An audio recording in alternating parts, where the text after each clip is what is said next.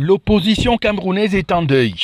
Nidjon Froundi, le leader charismatique du SDF, s'est éteint dans la nuit du 12 au 13 juin 2023 à Yaoundé, des suites de longues maladies selon un communiqué signé du premier vice-président du SDF, Joshua Aussi, qui annonce son deuil.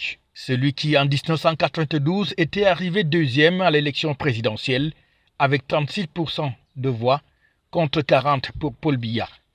Il a donc joué un rôle prépondérant dans les années de Braise et était devenu le leader charismatique de l'opposition camerounaise.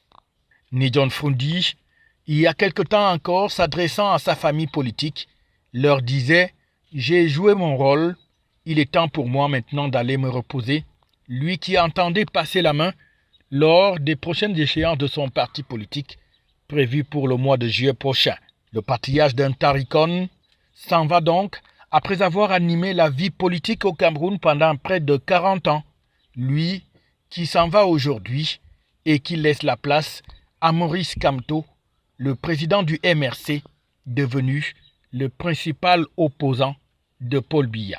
Le SDF, on le sait, depuis quelques années, connaît des fissures avec de nombreuses défections et démissions dans cette formation politique, sans oublier les guerres intestines qui déchirent ses leaders, notamment le cas du député Nietzsche, qui venait d'être exclu de cette formation politique, et Joshua Aussi, qui aujourd'hui reste véritablement le leader du SDF. Mais la question qui se pose est celle de savoir que va devenir le SDF sans son leader charismatique, Nidjon Froundi.